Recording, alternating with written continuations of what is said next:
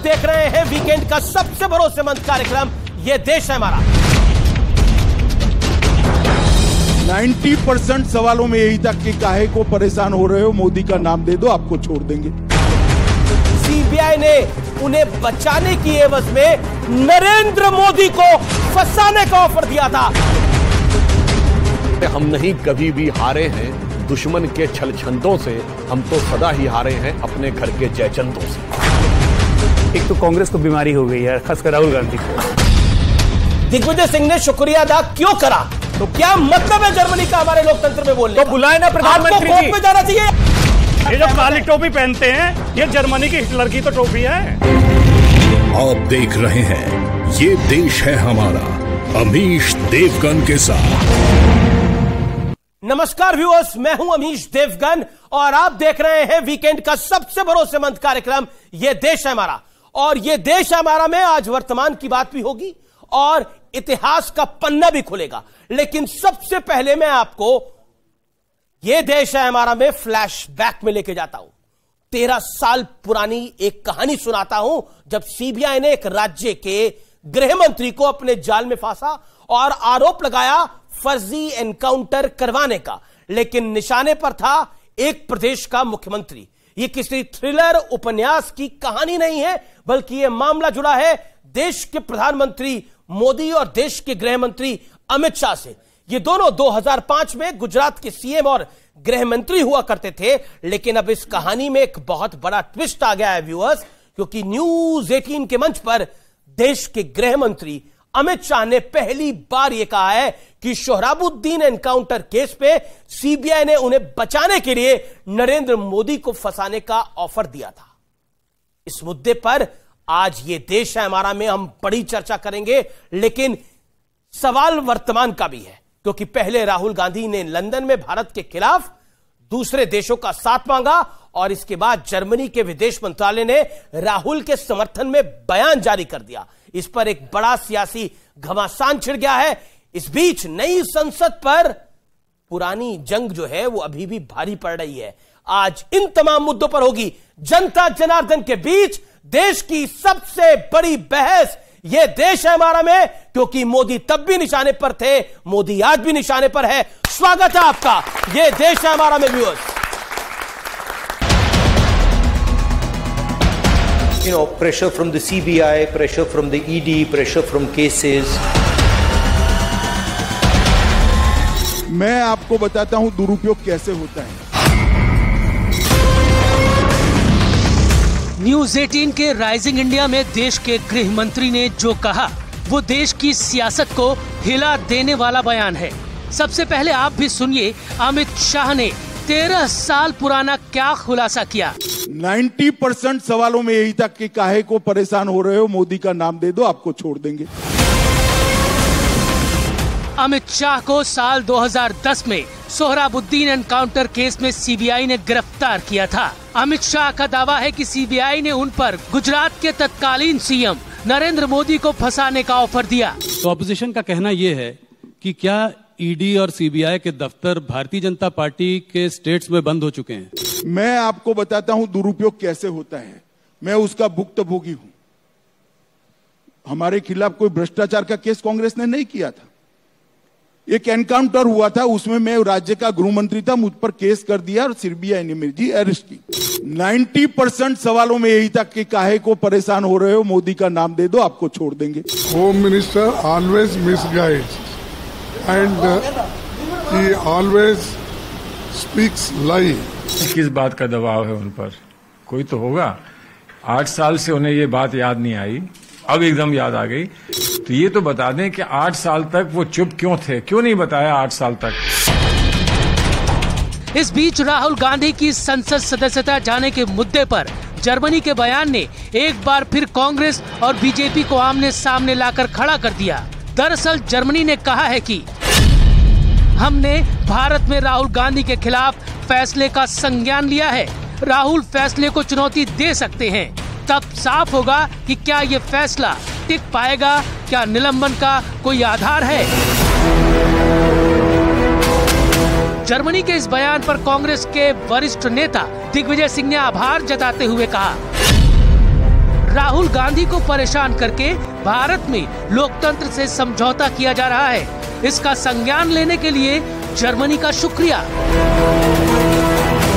इस बयान के बाद बीजेपी कांग्रेस पर एक बार फिर विदेशी ताकतों को भारत के लोकतंत्र में घुसपैठ कराने का आरोप लगा रही है। लोकतांत्रिक, राजनीतिक और कानूनी लड़ाई जब देश में नहीं लड़ पाए तो विदेशी जमीन पर जाकर विदेशी एजेंसियों की और विदेशी सरकारों की मदद मांगने में राहुल गांधी जी और कांग्रेस पीछे नहीं रहे।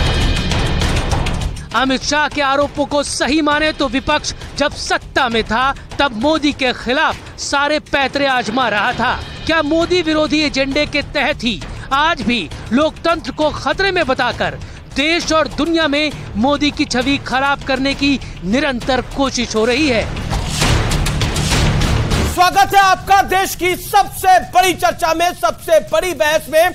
लेकिन एक फैक्ट मैं आपको बता देता हूं, इसी देश में कुछ सांसदों ने नरेंद्र मोदी को अमेरिका का वीजा ना मिले, यानी यूएसए का वीजा ना मिले, इसके लिए चिट्ठी और पत्र लिख दिए थे, जबकि उनको कोई वीजा तब नहीं चाहिए था। तो ये हाल था, तब भी था और आज भी यही है। मेरे साथ कई मेहमान हैं चर्चा करने के लिए। मेरे साथ बीजेपी के सांसद और प्रवक्ता सुधांशु त्रिवेदी है, जोरदार तालियों से उनका अभिनंदन है। मेरे साथ अभय दुबे है, कांग्रेस पार्टी के नेता प्रवक्ता, जोरदार तालियों से उनका अभिनंदन है। राजकुमार भाटी है, प्रवक्ता समाजवादी पार्टी के, उनका अभिनंदन है। और डॉक्टर अजय आलोक हमारे साथ जुड़ेंगे। तो आप तमाम लोगों का अभिनंदन है। और जनता जनार्दन, जोरदार तालियों से आपका अभिनंदन है। ऐसा क्या हो गया सुधांशु त्रिवेदी जो सलमान खुर्शीद पूछ रहे हैं कि 8 साल बाद बोलना पड़ा? कांग्रेस काले कपड़े पहन के उतर आई, तब आपको याद आया? क्या हुआ नहीं, क्या क्या नहीं हुआ। जो अमित शाह जी ने कहा है उसके लिए उनको 8 साल पहले कहने की जरूरत नहीं थी। जब बॉम्बे हाई कोर्ट ने उनका यह फर्जी केस रिजेक्ट किया है तो उसमें अपने निर्णय में लिखा है कि यह राजनीति से प्रेरित था, इसमें कोई आधार नहीं था। तो जो बात अमित शाह जी ने कही है वो तथ्य और न्यायिक व्यवस्था के निर्णय के आधार के ऊपर कही है। मगर जांच के लिए क्या होता था जो उन्होंने बात कही, चलिए वो कहेंगे कि साहब अमित जी से क्या पूछा जाता था, सीबीआई में क्या पूछा जाता था, तो उनको पता होगा। पर एक फैक्ट तो मैं पूरे देश को बताना चाहता हूं। इशरत जहां केस भारत के इतिहास के इन्वेस्टिगेटिव हिस्ट्री का एक बड़ा विचित्र केस है जी। पहले भारत की आईबी और सीबीआई दोनों कहती है कि वो आतंकवादी हैं, फिर अचानक पता चलता है कि वो तो मोदी जी की हत्या करने जा रही थी। तो एकदम से प्रेम उमड़ आता है और सीबीआई अपना हलफनामा बदल देती है और वो कहती है आतंकवादी नहीं है। दुनिया के इन्वेस्टिगेटिव हिस्ट्री में कभी ऐसा यू टर्न नहीं हुआ होगा। और इतना ही नहीं, मजे की बात जानते क्या है, सीबीआई अब कहती है कि हमने इसको अब आतंकवादी नहीं मानते, और आईबी यानी यूपीए सरकार की आईबी तब भी कह रही आतंकवादी है। यानी एक ही समय में एक सरकार की दो एजेंसियां एक व्यक्ति को आतंकवादी माने और दूसरे को कहे आतंकवादी नहीं है। और जब हमारी सरकार आई और यह पूछा गया कि वो फाइल कहां है तो फाइल गायब थी। इसलिए मैं कह सकता हूं कि झूठ के इतने पुलिंदे बना के रखे गए और यह कांग्रेस की फितरत है। जितने तथाकथित हिंदू आतंकवाद के केस से चार्जशीट नहीं फाइल कर पाए, चार्जशीट नहीं फाइल कर पाए किसी मामले में कोर्ट। अगले सवाल पे जाता हूं। अभय दुबे मेरे साथ हैं, डॉक्टर अजय आलोक भी हैं और राजकुमार भाटी भी है। इन तीनों में एक कॉमन बात है, तीनों लाल रंग में है। तो मुझे याद आता है लाली मेरे लाल की जिद देखूं तितलाल, लाली देखन मैं गया मैं भी हो गया लाल। तो मैं शुरुआत करता हूं अभी अभय दुबे जी से। अभय दुबे जी, तो आज आपने लाल वस्त्र धारण कर रखे हैं, कुछ दिन पहले काले वस्त्र धारण कर रखे थे। तो ये काले से लाल पर आने का जो सफर है, इसके पीछे जर्मनी है क्या? भारतीय जनता पार्टी का चेहरा तमतमाया हुआ और लाल क्यों हुआ है जी? 13 साल बाद क्यों अमित शाह साहब को यह बात याद आई, उसके पीछे विशेष कारण है। क्योंकि भाजपाई सत्ता अपने धन्ना सेठ दोस्त अडानी को बचाना चाहती। जो विदेश से हमले की बात ये कर रहे हैं, जर्मनी से नहीं, जो टैक्स हेवन कंट्रीज है वहां से हमारे देश पर हमला हुआ है 38 शेल कंपनियों के द्वारा। इलारा नाम की कंपनी जो अडानी जी की साझेदार है, जो डुबियस कंपनी है, जिस पर आरोप है स्टॉक मैनिपुलेशन का, वो स्ट्रेटेजिक एरिया में राहुल गांधी जी ने पूछा कि डिफेंस के क्षेत्र में काम कर रहे हैं आप मिसाइल और रडार अपग्रेडेशन के क्षेत्र में काम कर रहे हैं, प्रधानमंत्री जी जांच कब कराएंगे आप? हिंदुस्तान की भूमि पर इन टैक्स हेवन कंट्री से हमला हुआ है अमित देवगन जी। इसलिए भारतीय जनता पार्टी तिल मिलाई और अपने दोस्त को बचाने के लिए यह छलछंद कर रही है।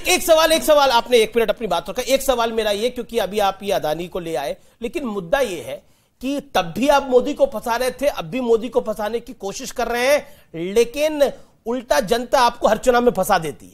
ये देखिए, तो जनता ही आप लोगों को फंसा देती है। देखिए, देश को जो फंसाया जा रहा है उससे निकालने के लिए राहुल गांधी जर्मनी निकालेगा ले रहे हैं, जो अग्रणी भूमिका। कल तक आप कह रहे थे हमें विदेशी ताकत की मदद नहीं चाहिए, आज आप विदेशी ताकत का शुक्रिया अदा कर रहे हैं। दिग्विजय सिंह ने शुक्रिया अदा क्यों करा? तो क्या मतलब है जर्मनी का हमारे लोकतंत्र में बोलने? तो बुलाए ना प्रधानमंत्री कोर्ट में जाना चाहिए जर्मनी के। आपको जर्मनी सवाल का जवाब दे, आपको कोर्ट पे विश्वास है या जर्मनी पे विश्वास है? गंभीर बात यह है कि चांग चुंग लिंग एक चीनी नागरिक है जो भारत की एजेंसियों की रडार पर है। ये क्या छुपाना चाह रहे हैं? ये छुपाना चाह रहे हैं कि उसने भी अडानी के साथ मिलकर स्टॉक मैनिपुलेशन का आरोप उस पर है। ठीक है, ये पर्दा डालना चाहते हैं। कौन है मुझे तो पता नहीं, आप बता दीजिए। ये चांग चुंग लिंग के बारे में बता दीजिए भैया, कोई है जानकारी तो बताइए। मुझे नहीं पता चांग चुंग ली कौन है, जिनका चाइना के साथ करार होगा, शायद वो बेहतर बता सकते हैं, उनके पास जानकारी ज्यादा बेहतर होगी। परंतु अभी इन्होंने एक शब्द बोला था, जानते क्या है? कांग्रेस के सामने एक फितरत है कि विदेश के साथ ही बड़ा उनका बेहतर तारतम्य रहता है। लेकिन काले से लाल पर आ गए हैं ये। नहीं, वैसे तो एक बताएं, जब इन्होंने काला कपड़ा धारण किया था तो और कुछ नहीं किया था, ये अंदर और बाहर दोनों से एक कलर में हो गए थे। जो इनके अंतर्मन में था वही बाहर आ गया था। और आज पहले जाके राहुल गांधी ने इंग्लैंड में विदेश में जाके गुहार लगाई और फिर वहां से भारत पे वार हुआ और फिर उस वार के ऊपर दिग्विजय सिंह ने जो सत्कार किया जर्मनी का, तो अभी अभय दुबे जी के मुंह से एक शब्द निकला था ना, छल छंदों से, तो मुझे याद आ गया कि हम ये कहना चाहते हैं, हम नहीं कभी भी हारे हैं दुश्मन के छल छंदों से, हम तो सदा ही हारे हैं अपने घर के जयचंदों से। ठीक है, जवाब एक सवाल, मतलब आप मोदी को बचाने के लिए, नरेंद्र मोदी को बचाने के लिए, जो अमित शाह ने बड़ा गंभीर आरोप लगाया, उन्होंने बोला कि फंसाने के लिए मुझे कहा क्या कि तुम बच जाओ और मोदी का नाम ले दो। तुम और नहीं छल छंद करो, इस नाटक में क्या रखा है, ये खेल तमाशा बंद करो। सचमुच में तुम खलनायक हो, नायक का सिर्फ मुखौटा है, अभिनय में महा छलावा है, अभियान बहुत ही छोटा है। मैं पूछना चाहता हूं, क्या यह बात सही नहीं है कि 2016 से इंडोनेशिया से ओवर इनवॉइसिंग करके अडानी की कंपनी ने कोयला मंगवाया और देश के उपभोक्ताओं को उसका खामियाजा भुगतना पड़ा? इसकी जांच भी नहीं कराना चाहते? 2016 में मोदी जी की डीआरआई ने केस पंजीबद्ध किया, आज 23 हो गया, उस पर कोई एक्शन नहीं लेना चाहते। राहुल गांधी जी ने प्रश्न खड़ा किया कि 6 एयरपोर्ट एक आदमी को दिए मिनिस्ट्री ऑफ एक्सटर्नल अफेयर के विरोध के बावजूद, नीति आयोग के विरोध के बावजूद, लेकिन सारे कानूनों को ताक पर उस पर दिए। आप जेपीसी की मांग, लेकिन आप सवालों का जवाब दीजिए। वो कह रहे हैं अभियान छोटा है, लेकिन सिक्का किसका खोटा है? भाई, सिक्का किसी का भी खोटा हो, एक देश संविधान से चलता है और देश ये चाहता है कि एक विपक्ष के नाते अगर इनके पास इतनी जानकारियां हैं, इंडोनेशिया से कोयला आया, ओवर इनवॉइसिंग हुई, फलाना हुआ, ढिमकाना हुआ, देश का इतना दिन से नुकसान हो गया, 2016 से 23 तक कितने साल होते हैं? 7 साल।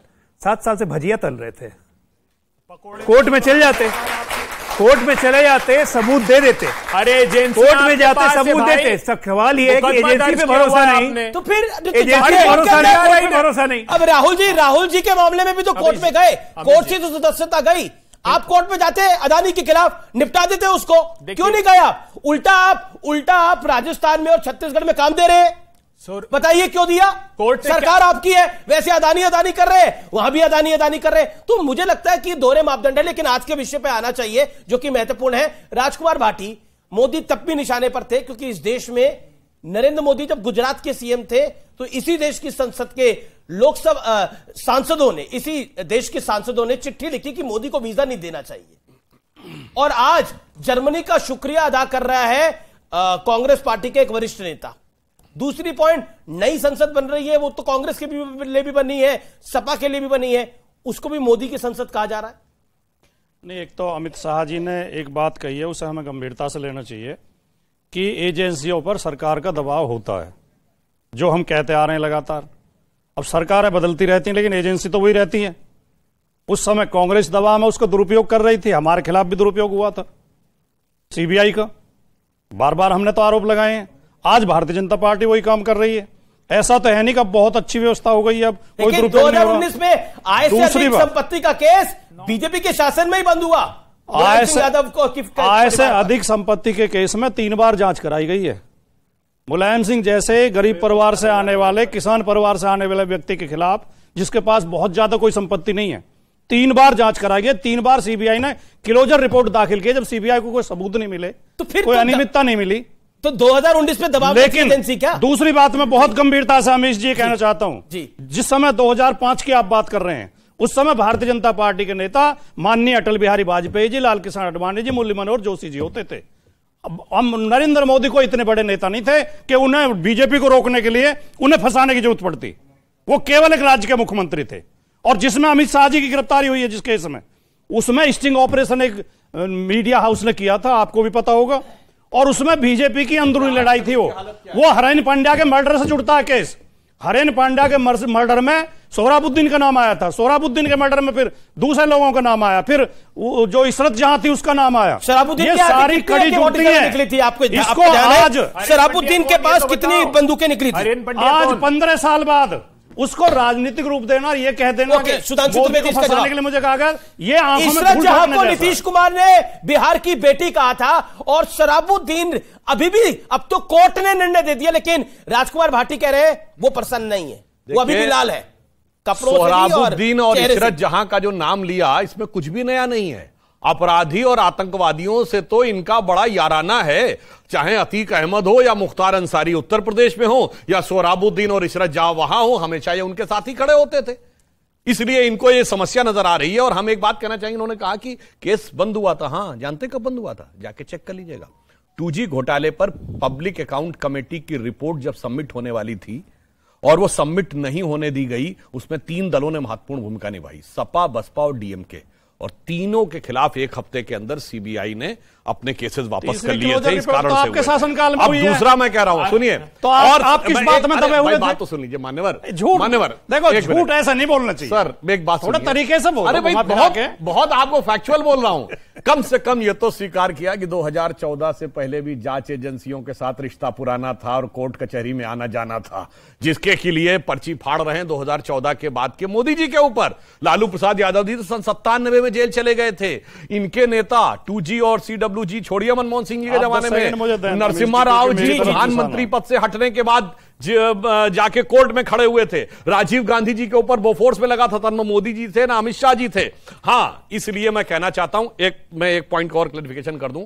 हकीकत जानते क्या है? ये सब वो हैं जो पिछले 30 सालों में एक कोई ऐसा दल बताएं जिस पे कभी भ्रष्टाचार का केस ना चला हो, तब हम कहें। नहीं, एक लाइन पूरी कर दूं। अभी इन्होंने जो सुनाया था ना अभय दुबे जी ने, सर हो गई आपकी, तो एक लाइन पूरी कर दूं। इन्होंने बहुत वो सुनाई थी ना कविता, तो मैं उसके आगे की लाइन बोल देता हूं। राष्ट्रभक्ति के महामेरु पर वार बहुत ही छोटा है, भ्रष्टाचार न पकड़ा जाए, जेपीसी केवल मुखौटा है। जी, ओके, राजपाल भाटी। भारतीय जनता पार्टी के और मैं मोदी जी पे जनता पार्टी के बड़े नेताओं से लेकर छोटे नेता तक, प्रवक्ता, एमएलए, एमपी, सबको एक भ्रम हो गया है कि आप कुछ भी झूठ बोलो, देश की जनता उसका विश्वास कर लेगी। इशरत जहां सोहराबुद्दीन से समाजवादी पार्टी का क्या मतलब? ना समाजवादी पार्टी को गुजरात में पार्टी है, ना उनसे कोई लेना देना है। उत्तर प्रदेश में आप या कहीं भी पूरे देश में देखें, भारतीय जनता पार्टी उनसे बलात्कारियों के, रेपिस्ट के, हत्यारों के मुकदमे वापस लेती है जी, उन्हें माला पहनाती है, आतंकवाद के आरोपियों को टिकट देती है, संसद में भेजती है, और संबंध हमारे। जी, ओके, सुधांशु 10 सेकंड पब्लिक का सवाल होगा। आपने मोदी जी वाले विषय का भी एक अपना पर्सनल अनुभव बताया। वैसे आपकी बात से मैं सहमत हूं, आपका सोहराबुद्दीन इशरत जहां से नहीं, अतीक अहमद और मुख्तार अंसारी से ही मतलब है। हां, अब ये बताता हूं जो मोदी जी के बारे में कहा गया, भाई साहब 60 सांसदों ने लिख के भेजा, तो अलग बात है। मैं जुलाई 2013 का अपना अनुभव बता रहा हूं। तत्कालीन राष्ट्रीय अध्यक्ष राजनाथ सिंह जी के साथ मैं अमेरिका के दौरे पे गया। बहुत बड़े बड़े लोगों से, सांसदों से, कांग्रेसमैन से, थिंक टैंक के बहुत से लोगों से बात हुई। व्यक्तिगत चर्चा में उनमें से तमाम लोगों ने बोला कि मोदी जी के बारे में they were carried away by the opinion and propaganda of certain section of NGO. जब उन्होंने वेरीफाई किया तो सारे फैक्ट गलत पाए गए। ये जुलाई 2013 में शीतलवार सबसे बड़ा एग्जाम्पल है। झूठ प्रपंच के लिए उनको तैयार किया गया नरेंद्र मोदी के खिलाफ। सवाल हाथ खड़ा करिए अपने सवाल के लिए। नेता कांग्रेस को सिर्फ मोदी से क्यों दिक्कत है? कांग्रेस देश के कल्याण की बात कब करेगी? मोदी से दिक्कत है आपको? मोदी संसद बनाए खराब, मोदी इकोनॉमी को ठीक करे खराब, मोदी अगर इस देश के अंदर देश की सेना सर्जिकल स्ट्राइक करे तब भी मोदी को आप सवाल करते हैं, क्यों? देखिए, मोदी जी के आने के पहले अडानी जी की जो कुल संपत्ति थी, उनकी नेटवर्थ थी, वो 2.88 बिलियन। सवाल आपका अडानी पे था क्या? नहीं, अब मेरा उत्तर तो देने दीजिए। नहीं, आप दे दीजिए अमीश जी, आप अब मैं अडानी पर आप दे दीजिए। सवाल किस पर है? सवाल किस पर? रिपीट कर। कांग्रेस देश के कल्याण की बात कब करेगी? अब इसका बताइए। 12 सुन लीजिए ना, 12 लाख करोड़ रुपए इस दौरान अडानी जी ने कमाए। अगर देश का कल्याण उसमें निहित करते तो क्या करते? 17 साल तक उज्ज्वला बहनों को फ्री गैस के सिलेंडर दिए जा सकते थे। प्रधानमंत्री आवास 6 करोड़ आवास बनाए जा सकते थे। 10,59,000 करोड़ रुपए का कर्जा छोटे और मझोले किसान पर है, वो समाप्त हिंदुस्तान में किया जा सकता था। जानते हैं आप, एक आदमी को संपत्ति कमाने के लिए पूरे 10 सेकंड। देखिए, मैं डॉक्टर हूं, थोड़ा मेडिकल टर्म्स में कहूंगा। एक तो कांग्रेस को बीमारी हो गई है, खासकर राहुल गांधी को। बीमारी का नाम है ऑब्सेसिव कंपल्सिव न्यूरोसिस। ये मैंने 2019 में बोला था, जब Rafale Rafale Rafale Rafale Rafale Rafale Rafale दिन रात वही गाना। आज पूछिए आप इनसे, आम का सवाल ये लाएंगे अडानी को। उन्होंने पूछा कि देश का भला क्यों नहीं होता, तो अडानी आ गया बीच में। तो अडानी के नाम से भी ओसीएन हो गई है। दूसरा, इनको नरेंद्र मोदी से प्रॉब्लम क्यों है? तो उसका कारण है, कांग्रेस इस देश की सबसे पुरानी पार्टी है, बहुत दूरदर्शी है। ये लोग भाप गए थे 2007-8 में ही, ये आ गया तो हमारा सुपड़ा साफ कर देगा। अब मोदी जी ने तो घोषणा कर दी थी ना 2018 में कि मैं सबको जेल के दरवाजे तक ले आया हूं, एक मौका और दो, अगले चुनाव तक सब जेल के अंदर रहेंगे। अब डर यही सता रहा है कि 24 के पहले कहीं अंदर ना हो जाए। 24 से पहले कहीं अंदर ना हो जाए। एक छोटा सवाल आपको जरूरी सही कहा है, क्योंकि राहुल गांधी ने कहा था ठंड है थोड़ी, वो तो केवल आपको ठंड लगती है क्योंकि आप ऐसा सोच रहे हैं। तो कुछ इन्होंने कहा बात सही लगती है। अच्छा, एक बात बताइए, पहले तो अब तो ठंडा मौसम नहीं है, अब तो मौसम खुल गया है, लेकिन अब तो गर्मी आ रही है, मौसम खुल गया है। लेकिन एक सवाल का जवाब दीजिए, जर्मनी पे ज्यादा भरोसा है या भारत की न्यायपालिका पर आपको ज्यादा भरोसा है? किस पे ज्यादा भरोसा है? भारत के प्रधानमंत्री जी पर भरोसा, और उनको चाहिए कि जर्मनी के राजदूत को बुलाएं और फटकार लगाएं कि हमारे लगाई उन्होंने कतई नहीं लगाई। सिर्फ शुक्रिया अदा कर रहे हैं। आपके नेता ने शुक्रिया, आपके नेता ने शुक्रिया क्यों करा? अच्छा, दिग्विजय जी ने शुक्रिया क्यों करा? आप सुन लीजिए बात। आप फटकार लगाइए, जर्मनी को लगाइए, लगाइए फटकार। अमीश जी, मोदी जी से आप बोल रहे हैं, आप लगाइए फटकार। आप भी तो देश के नागरिक है, आप भी तो इस देश के नागरिक है ना, भारतीय है। लगानी चाहिए कि नहीं लगानी चाहिए फटकार? जो चाहते हैं फटकार लगाए तो हाथ खड़ा करे। देखिए, पब्लिक डिमांड पर फटकार लगाइए जर्मनी को। बोलिए। राहुल गांधी जी के लिए फटकार जर्मनी, राहुल गांधी जी के लिए जो कहा उसमें मैं सिर्फ 2 लाइनें, 2 बात कह दूं। फटकार लगा रहे, मेरी लघुता को न छुओ, मोदी जी तुम महान हो, बने रहो। मैं अपने हृदय कुछ नहीं कहा, जर्मनी ने कहा है।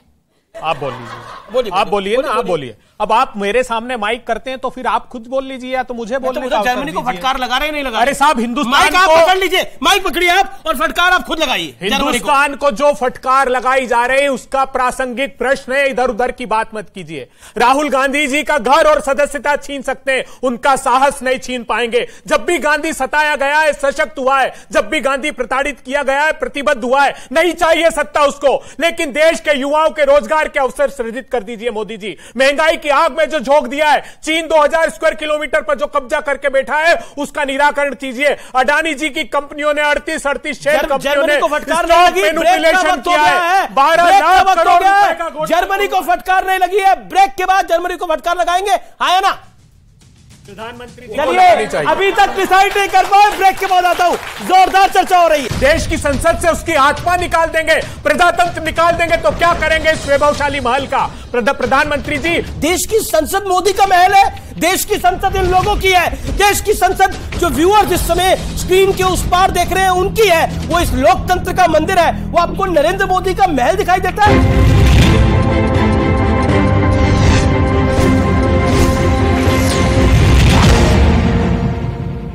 विधायक निधि 1864 में स्थापित अल्मोड़ा नगरपालिका की स्थिति खराब है। नगरपालिका के पास कर्मचारियों को वेतन देने के लिए नहीं है बजट। 2 महीनों से कर्मचारियों को नहीं मिला वेतन। हरिद्वार के गुरुकुल कांगड़ी विश्वविद्यालय का दीक्षांत समारोह, केंद्रीय गृह मंत्री अमित शाह ने की शिरकत। विश्वविद्यालय ने गृह मंत्री को विद्या मार्तंड की उपाधि से नवाजा है।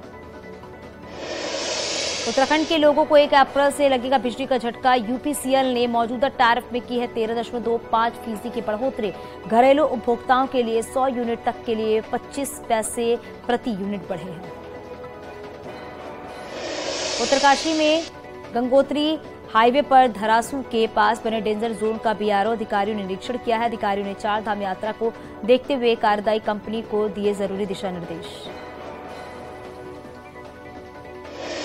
अयोध्या में 2 दिवसीय रामायण कॉन्क्लेव का आयोजन। इंडोनेशिया और सिंगापुर के कलाकारों ने दी प्रस्तुति, झूमते दिखे।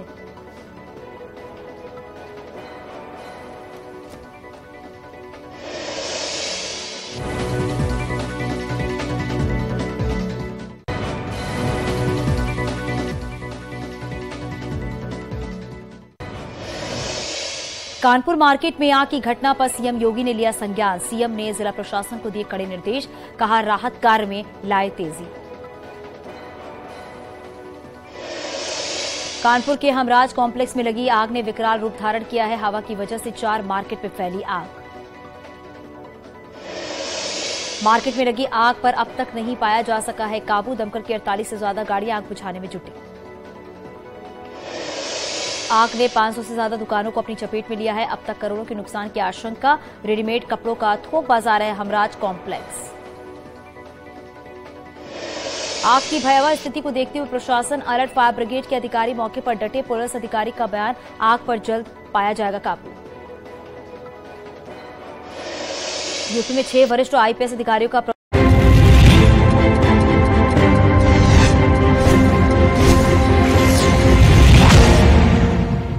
वेलकम बैक व्यूअर्स, आप देख रहे हैं वीकेंड का सबसे भरोसेमंद कार्यक्रम ये देश है हमारा। और इस दौर में जनता जनार्दन से होंगे सवाल। आप काफी देर से हाथ खड़ा करें, क्या सवाल है आपका? पूछिए। सर मैं तो ये समझ पा रहा हूँ कि कांग्रेस की रणनीति तैयार कौन करता है। कभी ये कहते लाल किला बेच दिया, कभी ये कहते रफल के ऊपर, और हर बार ये मुगी लाल किला बेच दिया। हाँ, और मोदी जी वहीं से जो है स्पीच देते हर बार। अच्छा, बीच में लेकर आए थे, लेकर आए थे, याद है आपको? लाल किला तो भाई बिका नहीं है, हम सब जानते हैं। जी जी।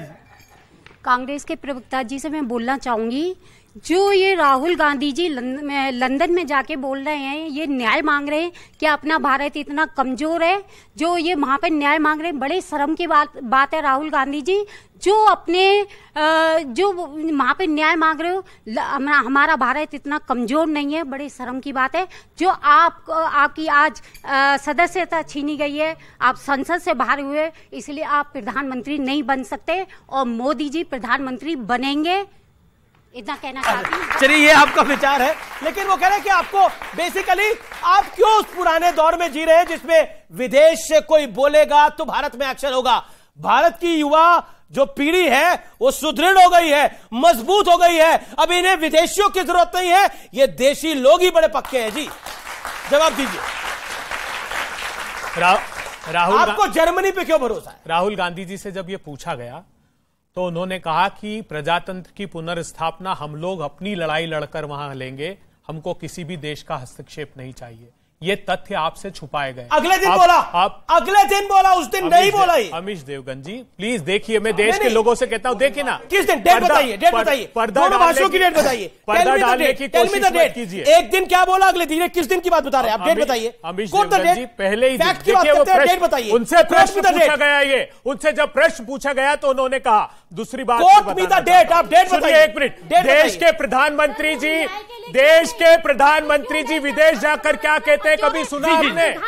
देश के प्रधानमंत्री जी ने वो कह रहे शर्म की बात है, उनको विदेशियों से नहीं चाहिए भारत के अंदर। अभी भी जर्मनी आप अपने सवाल पूछ लिया, मेरी एक बात बताइए, अभी भी आप जर्मनी को शुक्रिया अदा कर रहे हो?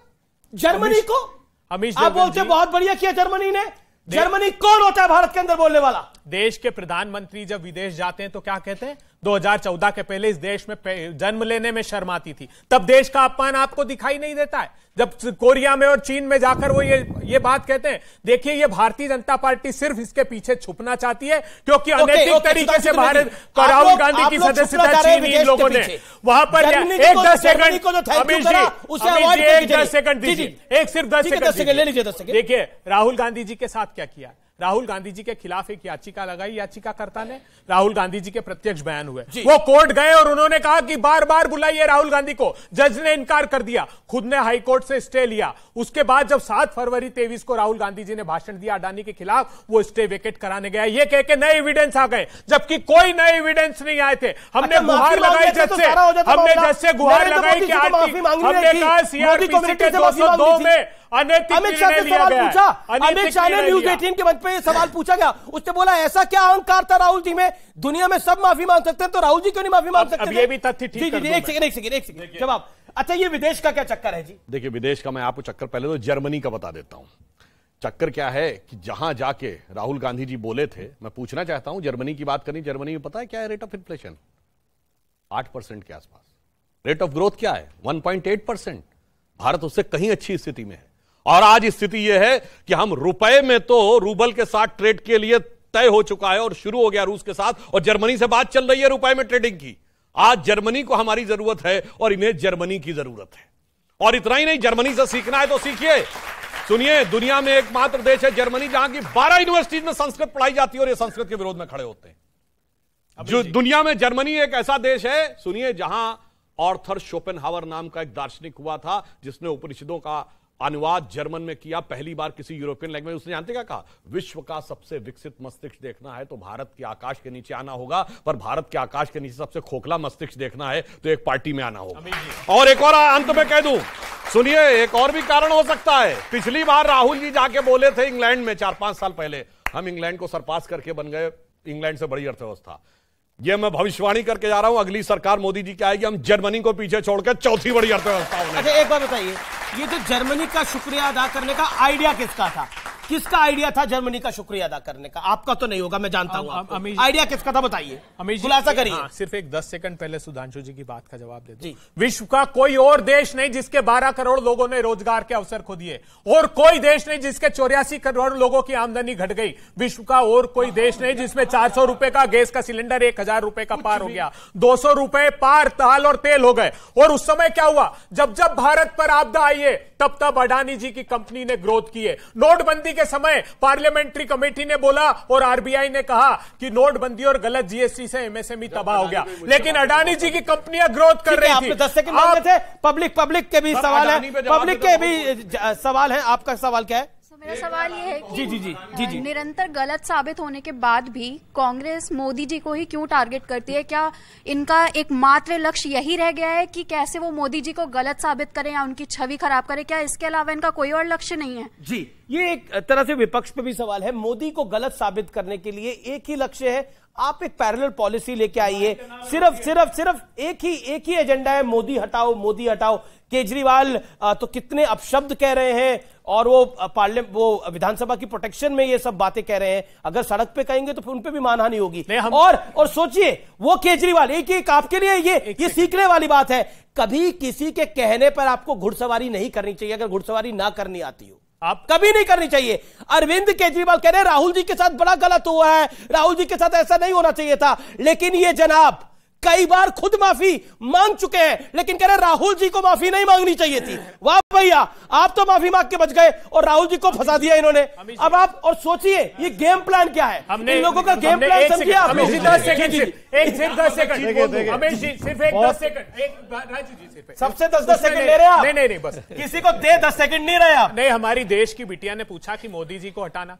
हम तो मोदी जी से आग्रह कर रहे हैं, मोदी जी महंगाई हटा दीजिए, बेरोजगारी हटा दीजिए। चीन भारत की सीमा में घुसकर बैठा है, मोदी जी हटा दीजिए। वो कहते हैं राहुल को हटाओ, राहुल का घर छीन लो। मोदी जी जब ये तय कर रहे हैं तब प्रजातंत्र पर आघात कर रहे हैं। टची हो गए काफी। नहीं, अब राहुल जी के पास कोई घर नहीं है, लेकिन समूचे देश के हृदय में उनका वास है। और मैं आज फिर बताना चाहता हूं, अरे सब घर देने को तैयार है। मल्लिकार्जुन खड़गे घर देने को तैयार है। कांग्रेस में नेताओं की लाइन लग गई है घर देने के लिए। आप एक घर लोगे राहुल के पास? कितने घर है राहुल जी के पास? समूचा 140 करोड़ लोगों का देश। 140 करोड़ लोगों का घर है, बताइए। नहीं, वो तो वैसे मैं एक बात क्या करिएगा? नहीं, मैं एक थोड़ा लोगों की जानकारी के लिए बात बता दूं। जर्मन भाषा का एक शब्द है जो हम सब ने सुना है जिंदगी में। अरे और प्रयोग किया। अरे सुनिए, भारत की तो शुक्रिया अदा आपने किया था सर, शुक्रिया अदा आपने किया था। है उस शब्द से बहुत कुछ निकलता है। जानते हो क्या शब्द है? किंडरगार्टन, जो आप केजी कहते हैं, ये उसी लेवल की बुद्धि है जिसके आधार पे ये कहते हैं कि इससे ज्यादा ग्रोथ रेट है और उससे ज्यादा महंगाई है। पूछिए ना, जहां जहां से राहुल गांधी ने जाके विदेश में ज्ञान दिया, एक देश बताइए जहां महंगाई की दर सबसे ज्यादा हो। बताइए। 2 सवाल है। एक तो विपक्ष के पास लोकतंत्र है कि नहीं है देश में? लोकतंत्र की बात नहीं सर, विपक्ष के पास कौन सा चेहरा है जो प्रधानमंत्री के लायक है? ठीक है, राजकुमार भाटी, विपक्ष के पास कौन सा चेहरा है प्रधानमंत्री के लायक है? कांग्रेस कहती है राहुल गांधी चेहरा है, आप राहुल के साथ है कि नहीं है? काम को देखो, चेहरा ना देखो। हिम्मत नहीं आ पा रही है। सुन लीजिए, नहीं, राहुल गांधी जी स्वयं काम को देखो, चेहरा ना देखो। चेहरों ने लाखों को लूटा, काम सच्चा और चेहरा झूठा। राहुल गांधी जी सामूहिक नेतृत्व में विश्वास करते हैं। राहुल जी कहते हैं, राहुल भाटी जी कहते हैं नेतृत्व करेगा किसान। राहुल गांधी कहते हैं देश का नेतृत्व करेगा बेरोजगार युवा। राहुल गांधी जी कहते हैं देश का नेतृत्व करेगा। कहानी हुई वो देखिए, उन्होंने खुद ही मतलब जैसे ही आपको मैंने सवाल पूछा उन्होंने खुद ही अपना हाथ खींच लिया। उन्होंने अपना हाथ ही खींच लिया कि राहुल जी चेहरा नहीं है। मैं बहुत संक्षेप में गंभीर टिप्पणी करना चाहता हूं। ये बच्चे अक्सर पूछते हैं, बहुत बार ये सवाल उठता है, मोदी जी के पीछे क्यों पड़े हो, मोदी जी के पीछे क्यों पड़े हो। देखो, इसमें कोई ऐतराज हमें नहीं है। आप किसी भी पार्टी के समर्थक हो सकते हैं, किसी नेता के समर्थक हो सकते हैं, लेकिन ये लोकतंत्र में जरूरी होता है कि जो कुर्सी पर बैठा विरोध उसी का होता है। किसी रिक्शा वाले का, गाड़ी वाले का, ठेली वाले का विरोध करेंगे? विरोध तो प्रधानमंत्री और मुख्यमंत्री का ही होगा, नाम तो उन्हीं का लिया जाएगा। जब नेहरू प्रधानमंत्री थे, पहले प्रधानमंत्री, और उस समय कांग्रेस का वर्चस्व होता था पूरे देश में, विपक्ष में एक नेता होते थे राम मनोहर लोहिया, वो संसद में इतना कड़वा बोले नेहरू के बारे में, इतनी आलोचना उनकी की है। उसके बाद जितने भी प्रधानमंत्री आए, जब इंदिरा गांधी थी तो हम बच्चे थे, हमने नारे लगाए, ये खा गई चीनी पी गई तेल, ये देखो इंदिरा के खेल। जो कुर्सी पर होगा उसके खिलाफ नारे भी लगेंगे, उसकी आलोचना भी होगी, उसे हटाने की बात। जर्मनी के पास जाना, अच्छा, जर्मनी का जहां तक सवाल है, पता नहीं अभय दुबे जी समझ नहीं पा रहे। जर्मनी से तो उनकी जड़ इतनी गहरी जुड़ी हुई है, अगर जर्मनी को छोड़ देंगे तो पार्टी खत्म हो जाएगी। आरएसएस की शुरुआत ही जर्मनी से है, जर्मनी से जाके तो प्रेरणा लेकर आए थे। ये जो काली टोपी पहनते हैं, ये जर्मनी की हिटलर की तो टोपी है। ये कहां की हिटलर से प्रेरणा लेकर ही तो आरएसएस की स्थापना हुई। ठीक है, नहीं हुई हो तो बताओ। दूसरी बात, दो वाक्य बिल्कुल कहिए। भारतीय राजनीति में, लोकतंत्र में, चुनाव में विदेशों का हस्तक्षेप नहीं होना चाहिए, लेकिन ये अगर शुरुआत की है तो माननीय मोदी जी ने की है। वो जाकर विदेशों में चुनाव प्रचार करते हैं, कहीं हाउडी मोदी करते हैं, कहीं नारे लगवाते हैं, मोदी मोदी मोदी। गलती तो उन्होंने की है, पब्लिक लगाती है नारे, वो थोड़ी लगवाते तो वही, आयोजन तो वही। ठीक है, ओके सुधांशु, सैकड़ों करोड़ रुपए खर्च होता है। देखिए, पहली बात तो राजकुमार भाटी जी ने सुनिए, मैं जवाब दे दूं। पूछना चाहता हूं, विदेश के लोग तो ना इलेक्शन में वोट लगाने आएंगे, लगाएंगे तो इंडिया वाले।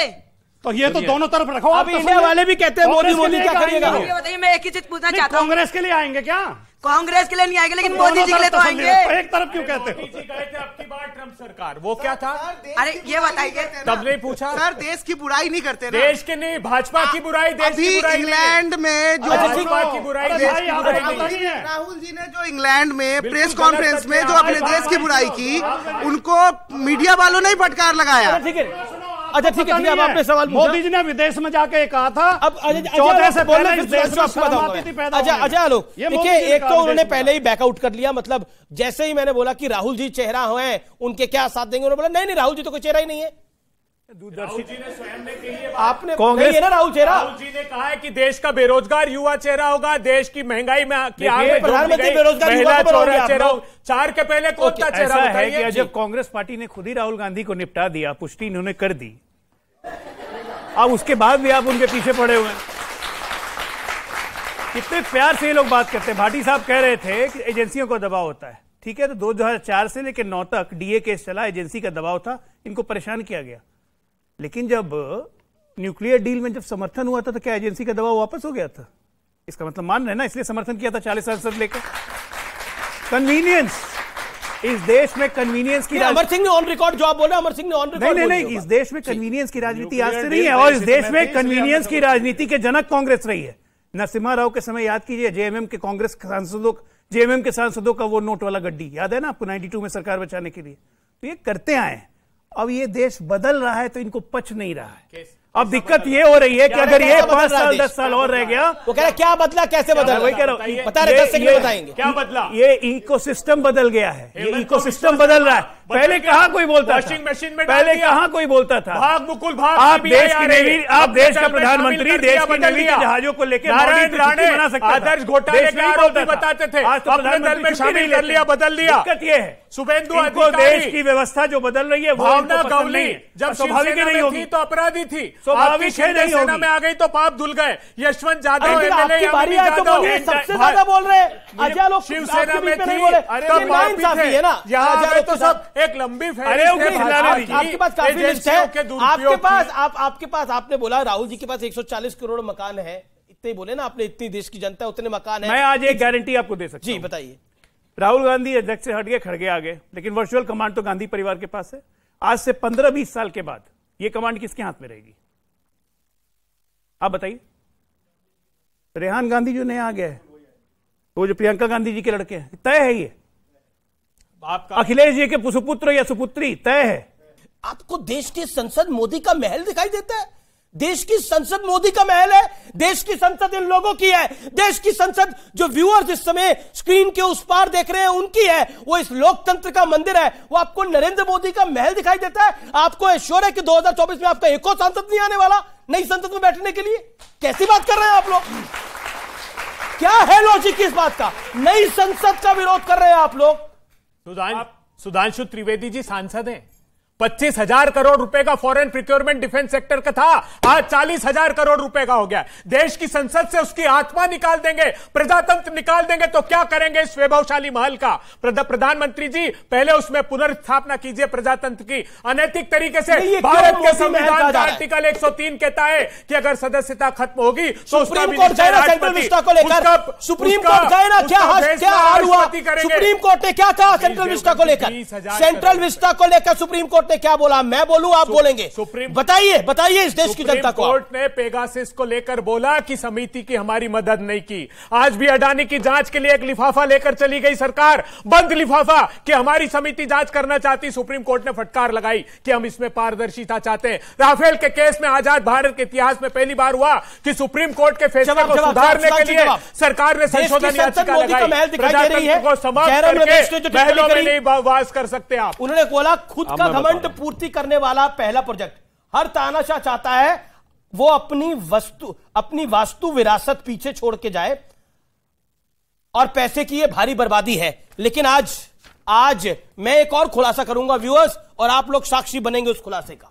एक बड़ा खुलासा करूंगा देश की नई संसद पे। सुधांशु आप पहले बोलिए। देखिए, पहले मैं कहना चाहता हूं, जिसको अपना सरकारी मकान तो निजी नजर आ रहा हो, मेरा मकान, और संसद मोदी जी की नजर आ रही हो, ऐसा मोदिया बिंदु किसी की आंखों में हो गया हो, तो उसके लिए हम क्या कर सकते हैं?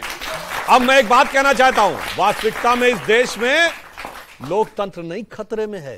ये लोकतंत्र की खाल ओढ़कर जो राजतंत्र चल रहा था वो खतरे में आया है। क्योंकि 2019 के चुनाव की याद दिलाना चाहता हूं। सुनिए, इसमें जो फर्स्ट टाइम वोटर था वो जानते कौन था? या तो जो पैदा ही 2000 के बाद हुआ, या 2000-2001 में, या इसने होश संभाला 21वीं सदी में। और आप देखिए उत्तर से दक्षिण तक। आइए कश्मीर में महबूबा मुफ्ती चुनाव हार गई और वहां के दोनों परिवार वाले हार गए। आइए पंजाब में बादल जी का परिवार हार गया। हरियाणा में हुड्डा जी के परिवार के दोनों लोग हार गए। उत्तर प्रदेश में अखिलेश जी के परिवार के लोग हार गए। राजस्थान में गहलोत जी का बेटा चुनाव हार गया। बिहार में लालू प्रसाद यादव जी की बेटी चुनाव हार गई। आइए आंध्र प्रदेश में उनकी बेटी चुनाव हार गई, केसीआर की बेटी हार गई। चंद्रबाबू नायडू का बेटा हार गया, और ये देवेगौड़ा जी का बेटा चुनाव हार गया। और इस देश का सबसे बड़ा चिर युवा, चिर व्याकुल, वो भी अमेठी से चुनाव हार गया। देश की बदलते माहौल को समझाइए। ये परिवार के नाम पर राजतंत्र खतरे में आ रहा है। ये जिसको जयराम रमेश कह रहे हैं कि ये नरेंद्र मोदी अपने अहंकार को पूरा कर रहे हैं, अपने घमंड की पूर्ति कर रहे हैं, मैं एक फैक्ट लेके आया हूं आपके पास। ये चिट्ठी किसकी है? ये चिट्ठी किसकी है ये बताइए अब आप। ये चिट्ठी किसकी है? लोकसभा सेक्रेटरीएट की है, और इसमें नई संसद के बारे में क्या बोला गया है, और उस समय सरकार किसकी थी, ऑनरेबल स्पीकर किसका था, बताइए। मीरा कुमार ने बोला था कि हां बननी चाहिए देश की नई संसद। 100 साल हो गए इस संसद को। देश की नई संसद को आप मोदी का महल बोलेंगे, क्यों? देश की संसद जब बन रही थी तब कोविड का क्राइसिस था, और सिर्फ इतना आग्रह किया था कि 20,000 करोड़ रुपए अगर सेंट्रल विस्टा में खर्च करते हैं तो अंतिम पंक्ति में, सुन लीजिए सुधांशु जी, अंतिम पंक्ति में खड़े हुए लोग त्राहिमाम कर रहे हैं। भारत की अर्थव्यवस्था को संभालने की आवश्यकता है। प्रधानमंत्री जी आप उस पर पहले काम कीजिए। तो फिर ताली बजानी चाहिए, वो भी संभल गया और सेंट्रल विस्टा भी बन गया। ताली बजानी चाहिए आपको कि वो भी संभल गया। वैक्सीन की डबल डोज लग गई ना आप सबको? किस किस को लगी है डबल डोज? अमीश देवगन जी, व्यूअर्स आप लोग को लग गई है वैक्सीन की डबल डोज? वैक्सीन की डबल डोज भी लग गई और सेंट्रल विस्टा का ये प्रोजेक्ट भी बन गया। अब आप बताइए, आपको तो बोलना चाहिए मोदी जी ने क्राइसिस को मैनेज कर लिया। वैक्सीन का डबल डोज खुद ही आपने माना, अभी स्वयंभू माना। ये जो डबल डोज लगाए वो क्या लगाए जानते हैं आप? 12 करोड़ लोगों के रोजगार चले गए, 84 करोड़ की आमदनी कट गई हिंदुस्तान में। लेकिन धन्ना सेठों का पैसा बढ़ता रहा। 142 लोगों ने 30 लाख करोड़ रुपए कमाए इस कोविड के क्राइसिस में। ओके, जवाब कुंठा का कोई जवाब नहीं है। क्यों कुंठा लगती है आपको? विरोध है उनका, लोकतंत्र है। अब वैक्सीन पे ही बोलने लगे। विरोध में विरोध है, विरोध है तो विरोध में कुंठा नहीं होनी चाहिए। कुंठा जितनी होगी विरोध उतना कम होता चला जाएगा ना। देश में मजबूत विपक्ष होगा ही नहीं। अगले 15-20 साल की तो भूमिका तय कर लें अपनी। अभी यहां दिक्कत यह है कि जो सुधांशु जी ने डिफेंस के लिए बोला कि डिफेंस में हमारे इंडिजिनस प्रोडक्शन नहीं होती थी, जानते हैं क्यों? कांग्रेस को एम्प्लॉयमेंट्स की चिंता थी, क्वात्रोची की, कांग्रेस को एम्प्लॉयमेंट की चिंता थी एंडरसन की, कांग्रेस को एम्प्लॉयमेंट्स की चिंता थी बाकी कंपनीज की। सवाल आपका क्या सवाल है? बोलिए सर। कहते हैं कि देश का विकास नहीं हो रहा है। मैं अंतिम गांव, मतलब कि नेपाल से सटे हुए है गांव है मेरा, और वहाँ इतनी विकास हुई है कि हम सोचते थे कि वहाँ पुल कभी आएगा ही नहीं, लेकिन वहाँ हम पुल पर भी चल रहे हैं और अपने लाइट भी आ गया। इतनी विकास हुई है कि हम गदगद हैं वहाँ पे सब सारे आदमी। विकास और क्या चाहिए? कहाँ पे आपका गांव? मेरा बिहार जो है ना सुगौली थाने में पड़ेगा जी। हाँ, और बूचा गांव है, छोटा सा गांव है। बूचा गांव है? बूचा। हाँ जी, अमेश जी बिहार में पड़ता है। अमेश जी जी। और सवाल आपने पूछा, सवाल जिन ने पूछ लिया। आपका क्या सवाल? वो कह रहे हैं विकास उनको दिख रहा है। सर एक्चुअली आप ये बोल रहे हैं कि कांग्रेस को मोदी से दिक्कत नहीं है और जो मोदी के सपोर्टर्स जो भी करते हैं वो मोदी करवाते हैं, तो पूरे देश भर में जो मोदी हटाओ देश बचाओ के बैनर्स लगे वो किसने करवाए हैं? पहले तो सेठ जी के एक मिनट मैं उनकी बात का जवाब दे दूं। हम नहीं कह रहे हैं, गांव का जिक्र आपने किया, मोदी सरकार ने रिपोर्ट दी है, पढ़िएगा। गांव के किसान की आमदनी 27 रुपए प्रतिदिन रहेगी और 74,000 रुपए औसत कर्ज देश के किसान पर है। और अडानी जी की उसी दौरान जब रिपोर्ट प्रस्तुत हुई 1612 करोड़ रुपए रोज कमा रहे थे। ये मोदी जी की रिपोर्ट का विरोध आप भी कर रहे हैं। ग्रामीण भारत में राजकुमार भाटी, देश की नई संसद का विरोध आप भी कर रहे हैं? नहीं, ये संसद जब शुरू हुई थी तब पूछते तो कुछ कहते, अब जब बच्चे बड़े बड़े हो गए, स्कूल जाने लगे, अब का वो लड़का लड़की की सगाई ठीक हो गई, अब अगर हम विरोध भी करें तो करने क्या फायदा? अब तो उसका स्वागत किया जाना चाहिए। अब वो हमारी संसद है, अब वो मोदी जी की संसद नहीं है। बहुत बढ़िया बात, वो हमारी संसद है। ये बहुत बढ़िया बात। लेकिन एक सवाल, आप राजनीति के स्टूडेंट भी हैं और आपका अनुभव भी है। क्या आपको लगता है कि कांग्रेस पार्टी जर्मनी को थैंक यू कह देती है? दिग्विजय सिंह, जयराम रमेश संसद को मोदी का घमंड बता रहे हैं। क्या आपको लगता है कि इन सब से विपक्ष को वोट मिल जाएगा, कांग्रेस को वोट मिल जाएगा? नहीं, मैं तो आपके शो में कई बार पहले भी कह चुका हूं, हमारी राजनीति में हमारा रोजाना के झगड़े से, हम सुधांशु जी के कितने भी विरोधी हों, लेकिन हम नहीं चाहेंगे कि कोई विदेश का आदमी सुधांशु जी पर हमला करे या उनकी आलोचना करे। तो इसमें सबको बचना चाहिए, ना इससे कोई फर्क पड़ेगा। जी, एक अजय आलोक और आपसे अभय दुबे, मैं दोनों से पूछ रहा हूं। अजय आलोक, क्योंकि आप भी स्टूडेंट है पॉलिटिक्स के, क्या कांग्रेस इसमें क्या सोच रही है? जर्मनी को थैंक यू करके क्या इस देश की जनता का वोट मिल जाएगा? उस जो पब्लिक टेलीविजन पे इस समय देख रही है, बिहार में, बंगाल में, यूपी में, मध्य प्रदेश में, राजस्थान में, जम्मू कश्मीर में, दिल्ली में, मुंबई में, बेंगलोर में, कहीं भी देख रही है, वो वोट डाल देगी देखकर? दिनकर की एक कविता है कि जब नाश मनुष्य पे छाता है तो सबसे पहले विवेक मर जाता है। तो जब डायरेक्शन ही नहीं है, फोकस ही नहीं है, तो जाना कहां ये पता नहीं है, 2 कदम आगे 5 कदम पीछे, तो बढ़िया है। ऐसी कांग्रेस पार्टी करती रहे। जी, लेकिन क्या सुधांशु त्रिवेदी, आपको लगता है राहुल गांधी की सदस्यता जाना उनको घर से बेघर करने के लिए, यानी जितनी तेजी से बीजेपी आगे बढ़ी है, यानी शासन आगे बढ़ा है, वो अभूतपूर्व है, वो सिंपैथी ना कहीं दिला जाए? देखिए, बिल्कुल टेक्निकल मामला था। जैसे विश्वविद्यालय में किसी छात्र ने प्रवेश किया और समहाउ उसका विश्वविद्यालय का प्रवेश रद्द हो गया, तो उसका एडमिशन भी रद्द हो गया। अब जब वो छात्र नहीं रहा तो छात्रावास का कमरा भी गया ना। ये तो टेक्निकल सी बात है, इसमें क्यों पॉलिटिकल मुद्दा बनाना? मगर मैं कहना चाहता हूं, जो संसद पे प्रॉब्लम कह रहे हैं, महाराष्ट्र विकास आघाड़ी की सरकार ने उसी कोविड काल में मुंबई में विधायक निवास बनवा रही थी, रोका था क्या? ना। विधायकों के लिए तो आवास बनना चाहिए और देश की संसद नहीं बननी चाहिए, पर संसद के खिलाफ अवमानना जानते इनमें कितनी है? याद करिए, लोग कोर्ट गए थे कि संसद भवन के ऊपर के शेर ज्यादा आक्रामक नजर आ रहे हैं, क्योंकि ये चाहते थे कि भारत माता के शेर भी बिल्ली जैसे दिखने चाहिए जो तो इनके दौर में दिखते थे। मगर दहाड़ता हुआ ही दिखाई देता है। अब सुनिए, आपने मिमियाता हुआ शेर देखा है क्या? सुनिए, अरे जब से भारत माता का शेर दिखने लगा है, ये पूछ रहे थे परिवर्तन जानते क्या आया? इससे पहले 67 वर्षों में ज्यादातर, 6 साल अटल जी का छोड़ दीजिए, हम सिर्फ ये कहते थे कि पड़ोस वाला छोटा है, कमजोर है, हम बड़े हैं और ताकतवर हैं, वो हमको सता रहा है। अब वो कहता है जाके कि भारत हमको आंख दिखा रहा है, क्योंकि अब शेर हो गए। बिल्कुल आखिरी दौर है, और एक सवाल का दिल की गहराइयों से जवाब दीजिएगा। 2024 में आपको पूरी उम्मीद है ना कि आप शासन में आएंगे? देखिए, आप हाँ या ना? देश के सामने एक बात साफ कर दूं, राहुल गांधी जी के वो कह रहे पास, कंफ्यूज हैं आप। राहुल गांधी जी के पास कोई घर नहीं है। जितने घर थे मोतीलाल नेहरू जी की संपत्ति, हजारों करोड़ रुपए की, वो देश को समर्पित कर दिया आनंद भवन सहित इलाहाबाद में। राहुल जी ने कहा मेरे पास कोई घर नहीं है और आवश्यकता नहीं, हमारे हृदयों में वो वास करते हैं।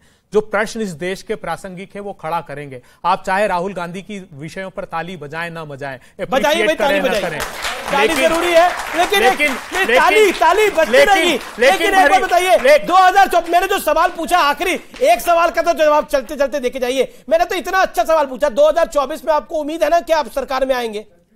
बिल्कुल, राहुल गांधी लड़ रहा है, राहुल गांधी लड़ रहा, जितना अपमान करना चाहे कर लीजिए। राहुल गांधी लड़ रहा है घोरतम अंधियार से, लड़ रहा है धन्ना से। शासन में आएंगे नहीं आएंगे? सूर्य की पहली किरण तक युद्ध यह चलता रहे, इसलिए अनिवार्य है कि दीप यह जलता रहे और जनता की सरकार बनेगी 24 में। और 24 में बनेगी है, तो फिर संसद के अंदर, तो फिर एक बार बताइए, नई संसद में अगर 24 में सरकार आपकी बनेगी तो नई संसद का इस्तेमाल तो आप भी ज्यादा करेंगे फिर आप, तो फिर काहे ऐसे मोदी महल कह रहे हैं, बाद में इस्तेमाल कैसे करवाइएगा? अमीश जी, ये वादा जरूर कर सकते हैं, संसद नहीं हो या पुरानी, लेकिन उसमें प्रजातंत्र को हम जीवित रखेंगे, प्रतिपक्ष को कुचलने की कोशिश। सुधांशु, बस 2 लाइन में उत्तर देता हूं।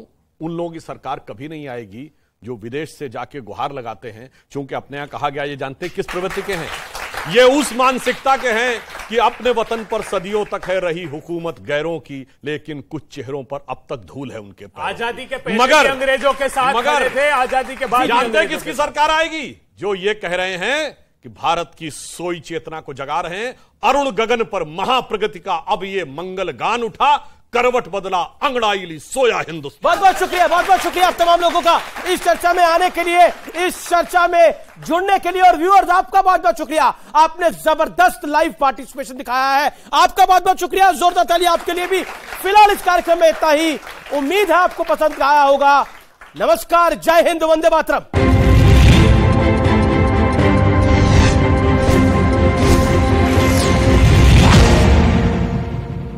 से